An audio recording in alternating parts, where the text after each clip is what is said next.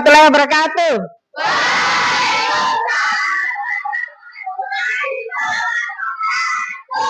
Selamat pagi. Bagaimana kabarnya hari ini? Baik. Alhamdulillah ya. Ya. Sudah sarapan belum? Sudah. Ada yang belum sarapan? Ada Bu, saya. Rasa nih kenapa belum sarapan? Tidak sarapan karena saya belum sempat makan. Belum sempat makan. Ya, jadi sarapan pagi itu perlu ya. Iya, Bu.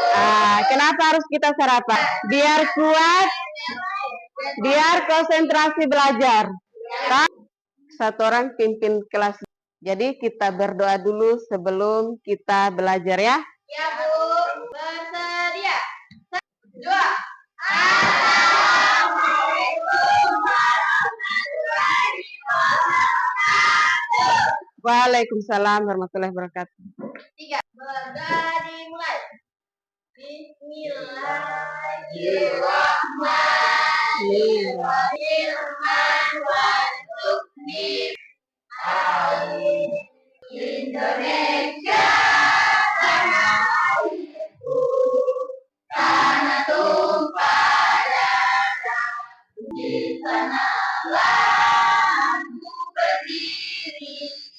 Rasdia, Ginjal, Almira, Pipi, Hamdan, Kaki, Fajrul. Apakah ada yang ingat materi sebelumnya? Materi tentang apa? Tentang pembelahan sel. Iya, pembelahan sel. Apa itu pembelahan sel? Pembelahan sel adalah di mana sel induk mengalami pembelahan untuk pengembangan, pertumbuhan dan mutasi. Kita masuk di materinya kita hari ini ya, yaitu materi sistem gerak pada manusia. Ya. Jadi kalau berbicara tentang sistem gerak pada manusia, apa yang menyebabkan makhluk hidup bisa bergerak, bisa berjalan, bisa berenang? Ya, Hamdan. Otot dan tulang. Iya, yang menyebabkan kita bisa bergerak itu ada otot dan tulang. Tujuan pembelajaran kita hari ini, siswa dapat mengetahui bentuk tulang, ya, kemudian struktur tulang, fungsi tulang, ya. Jadi setelah belajar tentang sistem gerak pada hari ini, maka siswa diharapkan untuk bisa mengetahui fungsi tulang. Bisa dipahami nih? Iya, Bu. Lanjut ya. Ya, Bu. Perhatikan video berikut ya.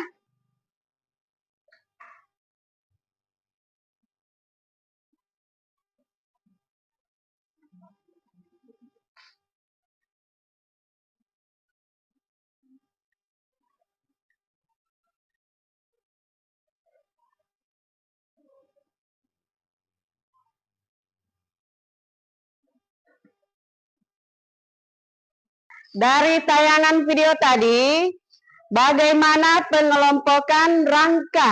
Saya, Bu. Siapa yang bisa kelompokkan? Saya. Oke. Olive, silakan. Kelompok rangka ada 2. Yang pertama rangka aksial dan rangka apendikuler. Iya. Apa itu rangka aksial dan rangka apendikuler? Saya, Bu. Siapa yang bisa? Coba Hamdan.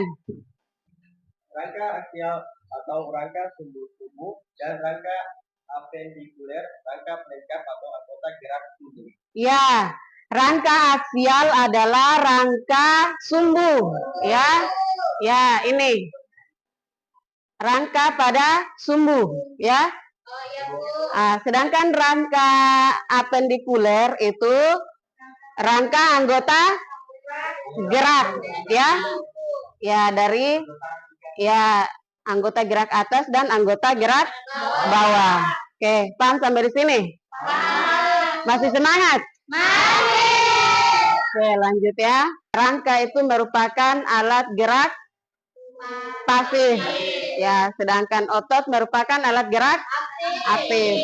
Kita bisa bergerak karena ada otot, ya. Kenapa tulang tidak bisa bergerak? Karena alat gerak pasif. Oke, paham sampai di sini? Oke, saya bagi kelompok ya. Ini ada LKPD yang harus kalian kerjakan ya. Iya, Bu. Atau melukiskan tulang dada dan tulang rusuk. Ya, ada berapa macam sendi pada tubuh kita ya. Jadi lihat petunjuk dari LKPD-nya masing-masing ya. Kelompok ini tugasnya apa? Menggambarkan kerangka, tulang dada dan tulang rusuk. Menggambarkan Tengkorak dan muka. ya, mengamati dan tulang tengkorak ya. Kenapa dibilang tulang sejati? Karena dia melekat pada tulang dada. Kemudian tulang rusuk palsu dia hanya melekat pada tulang bagian atas, ya. Kemudian di bagian belakang juga dia melekat pada tulang bagian, ya, tulang punggung bagian belakang. Oke. Jadi kalian gambar. Nanti kasih keterangan gambarnya. Oh iya Bu.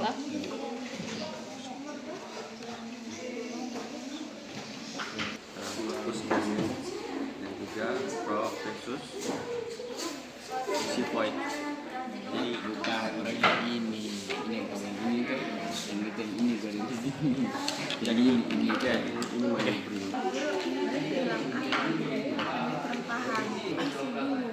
Bingung di mana? Tulang yang sebelah Ini tulang lengan atas, ya. Kemudian ini tulang lengan bawah. Ada tulang radius sama tulang pergelangan tangan, tulang telapak tangan, kemudian tulang jari-jari tangan. Ini kalian amati. Ada tulang yang mengikuti ini ibu jari. Kemudian ada tulang yang mengikuti jari kelingking. Itu kalian amati kira-kira tulang apa? Fungsinya untuk apa ini? Ya. Jadi ini untuk melindungi mata. Ada kemudian tulang wajah. Ada nasal, tulang hidung. Ada ini lakrimal ya, tulang mata. Zigomatik, tulang pipi. Lakrimal ini. Ya. Zigomatik itu Tulang pipi. tulang pipi.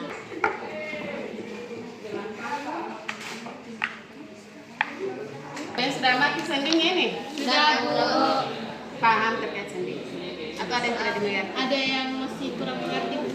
Di bagian Sendi itu dia semuanya dia bergerak bebas atau ada yang tidak juga? Iya, ada yang tidak bergerak bebas. makanya harus kalian amati. Ada sendi yang tidak bergerak bebas, ada sendi yang bergerak bebas. Nah, yang bergerak bebas itu sendi pada bagian anggota gerak atas dan anggota gerak bawah. Dia bergerak bebas. Oke, clap, boom, clap, boom, clap, boom, superstar. Assalamualaikum warahmatullahi wabarakatuh.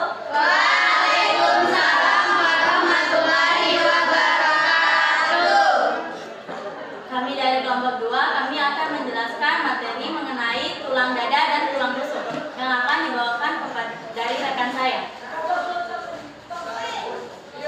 Saya persilakan kepada rekan saya.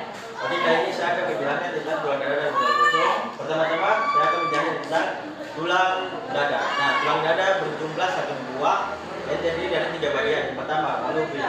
Monoblim itu terletak pada bagian sini. Saya kalian perhatikan ini adalah monoblim bagian sini dan juga korpus sterni terletak pada bagian sini. Saya kalian perhatikan ya teman-teman, ini bagian sini. Tulang rusuk berjumlah 12 pasang. Ya, ada sebelah kanan dan juga sebelah kiri. Nah, bisa kalian perhatikan di sini adalah tulang rusuk sejati. Di sini adalah tulang rusuk sejati, saja di atas seperti ini. Nah, ini adalah tulang rusuk sejati. Nah, tulang rusuk sejati melekat pada tulang yang seperti ini. Perhatikan yang ini ya.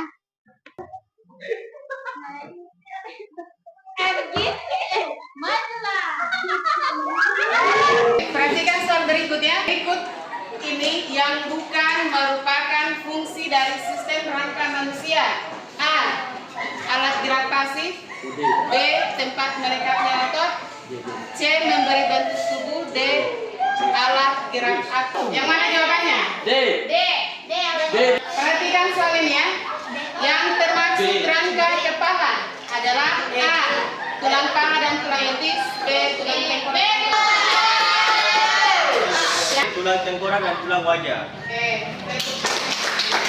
Bisa bergerak, bisa angkat tangan karena ada bantuan otot, ya.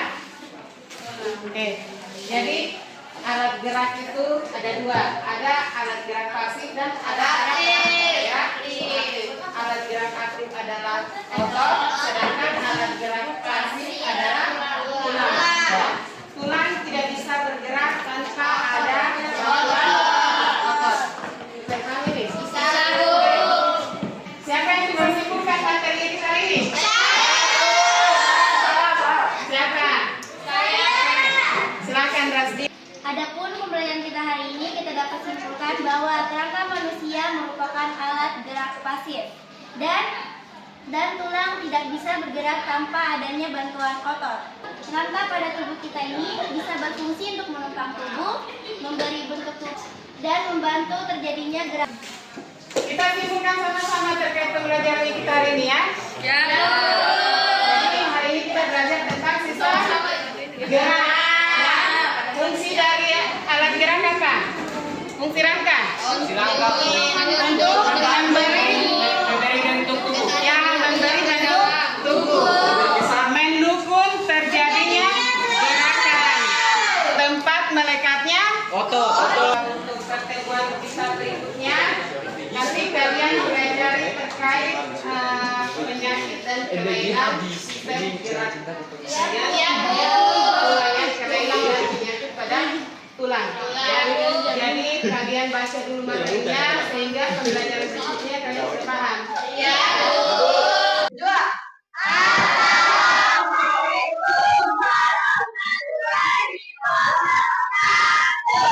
Waalaikumsalam warahmatullahi wabarakatuh.